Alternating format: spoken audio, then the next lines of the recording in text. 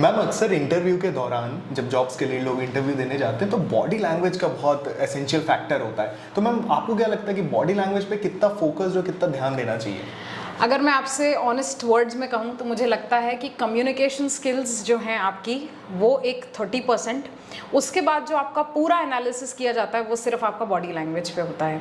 क्योंकि body language एक ऐसा तरीका है जो आप सबकॉन्शियसली भी कर रहे हैं। जैसे अगर मुझे सबकॉन्शियसली गुस्सा आता है और वो मेरे फेस पे रिफ्लेक्ट होता है तो वो ऑटोमेटिकली मेरे फेस पे रिफ्लेक्ट होने लगेगा।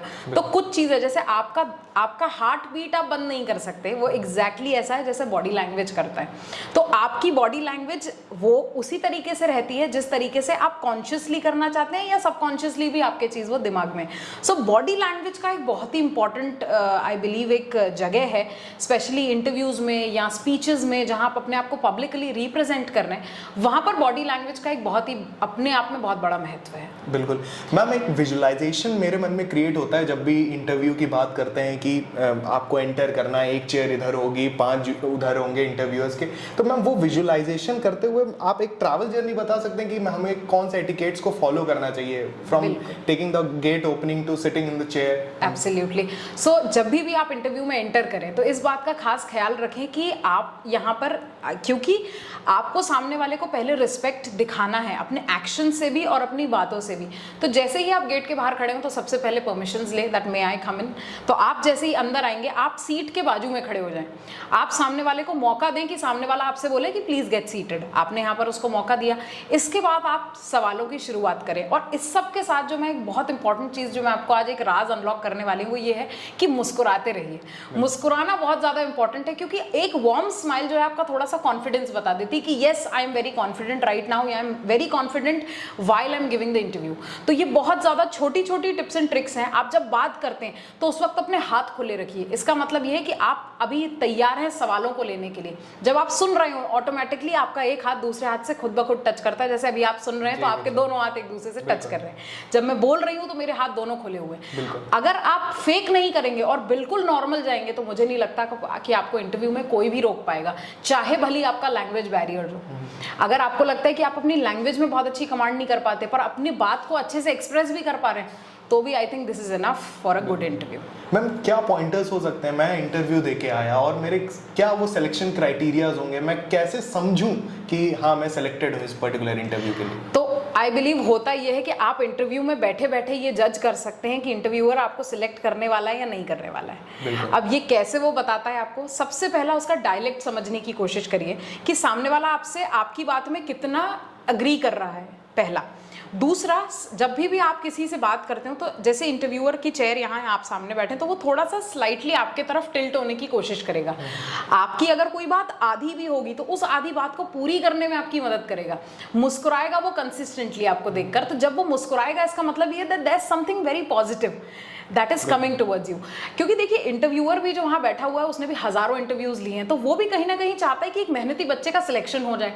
तो अगर वो आपकी कहीं ना कहीं बातों में हेल्प करने की कोशिश कर रहा है, आपको बताने की कोशिश कर रहा है, तो इसका मतलब बहुत स्वाभाविक है कि ये कुछ ऐसे बॉडी लैंग्वेज ट्रेट्स हैं जिनकी वजह से वो चाहता है कि आपका सिलेक्शन हो। और आप ये जज कर सकते हैं कि भाई इंटरव्यूअर आपकी कितनी मदद कर रहा है। बिल्कुल मैम, बॉडी लैंग्वेज के साथ एक एसेंशियल एलिमेंट और जुड़ता है ड्रेसिंग सेंस का।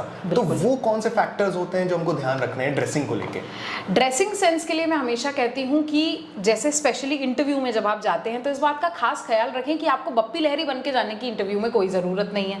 Bappi Lahiri is there for your attention. तो यहाँ पर अपन को ज़बरदस्ती का अटेंशन नहीं लेना। बाल, हर चीज़ का यहाँ पे अलग इंपॉर्टेंस है, starting from your hair and till your footwear. तो अगर आपको इस बात का खास ख्याल रखना है तो अपने बाल हमेशा टाइट करके जाएं या एटलीस्ट नीट एंड टाइडी तो कर ही लें अपने बालों को। बेसिक ज्वेलरी पहनकर जाएं, सिंपल ईयरिंग हो, सिंपल आप जो भी चेन पहने हो सिंपल हो, आपकी ड्रेसिंग बहुत ही सिंपल हो। कोशिश करके हमको कंजर्वेटिव कलर्स लेने हैं। कंजर्वेटिव कलर्स यानी व्हाइट हो गया, बेबी पिंक हो गया या फिर baby green sort of colour हो गया। तो जो कलर्स आपको बहुत अलग नहीं दिखा रहे हो, कुछ बहुत सिंपल कलर्स हो गए, व्हाइट हो गया, तो इस तरह के कलर्स जो हैं बहुत नॉर्मलाइज कर देते हैं आपकी ड्रेसिंग को। उसके बाद आप अगर पैंट्स पहन रहे हैं तो इस बात का खास ख्याल रखिए कि आपकी एंकल लेंथ तक के पैंट्स हों, वो नी लेंथ तक के पैंट्स ना हो।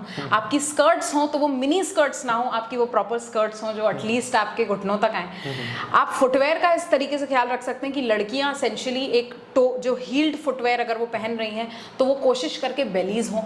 लड़कों के लिए टिप ये जाती है मेरी कि बाल अपने ऑब्वियसली बना के रखें, क्योंकि अगर आप यूं करते रहे अपने इंटरव्यू में तो बहुत सिंपल सी एक मेरे हिसाब से तो कहानी कि जो व्यक्ति अपने बाल नहीं ठीक रख सकता तो वो मेरी कंपनी कैसे ठीक रखेगा। ठीक, लड़कों के लिए हमेशा ये रहता है कि बेसिक ड्रेसिंग अटायर में जाएं, शर्ट वाइट कोशिश करके पहनकर जाएं, अपनी वाइट प्रेस शर्ट होनी चाहिए आपकी। अगर आप ऊपर कोट पहनकर जाते हैं तो मौसम को देखते हुए आप कोट पहने, क्योंकि हम थोड़े गर्म देशों में आते हैं तो कोट की इतनी ज़्यादा रिक्वायरमेंट नहीं होती, बट आप एक नॉर्मल सा एक कोट पहन सकते हैं। समर कोट्स भी आते हैं तो आप समर कोट पहन सकते हैं।